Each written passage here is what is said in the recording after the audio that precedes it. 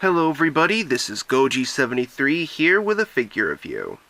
Now this is going to be a NECA figure review, and now that Scunner has been reviewed and put out of the way, here is the next figure review from the NECA purchases I have been getting. And so let's pull him out.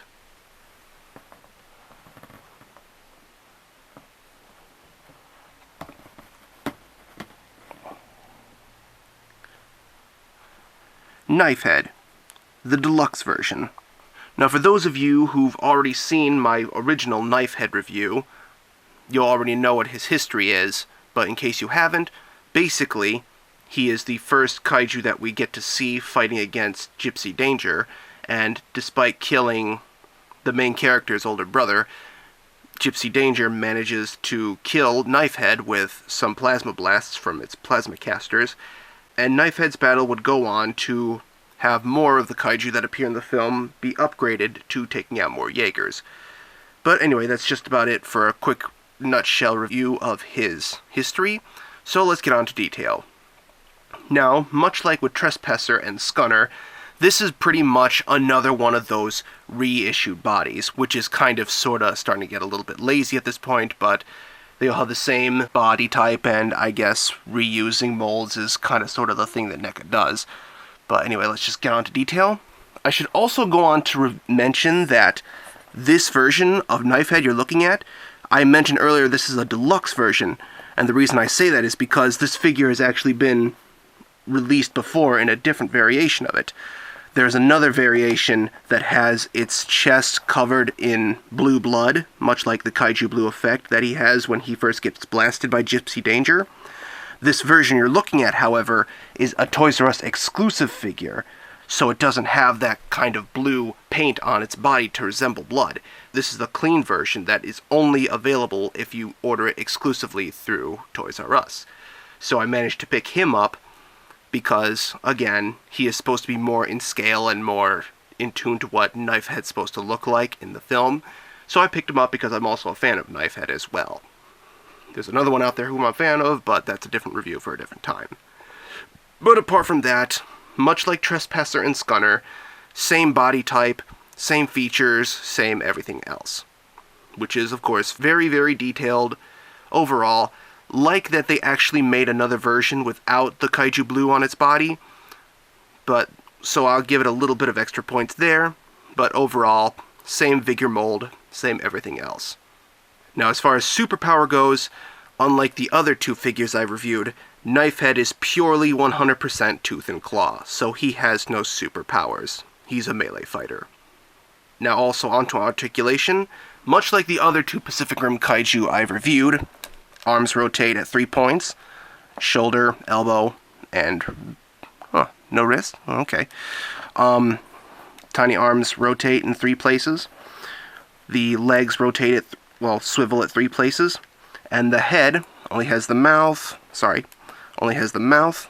and the neck, which I admit is a little bit loosely attached. But apart from that, everything else is pretty much the same. Just those 3 points and nothing else.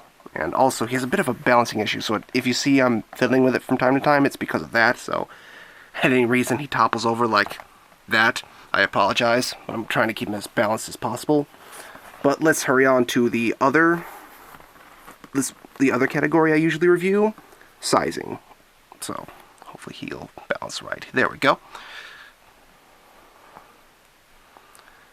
And of course, much like I did with the other two kaiju, here is the Jaeger he fights in the film. The only one he fights in the film, that is. Gypsy Danger. Now, in comparison, you can see that sizing is much more accurately captured. Knifehead is supposed to look like this when fighting Gypsy Danger, so a plus for sizing because this is how he's supposed to be accurately captured. And because I have the Series 1 release of Knifehead, let's pull him out. This time I can prop them up, I think. As you can see, this Knifehead is much smaller than the other one. And while I do admit I do like the Series 1 Knifehead, this is the one I'm reviewing right now. This one is supposed to be how he's supposed to be captured in terms of sizing. But this is just to show off how they look in comparison to each other, just so you can get a general idea of how he's supposed to look like. And now let's put him back into place. And last but not least, because this is an exclusive version of Knifehead you're looking at, he is considerably more rarer than his original release, which was Series 3, I believe, along with Trespasser with the Kaiju Blue on his chest.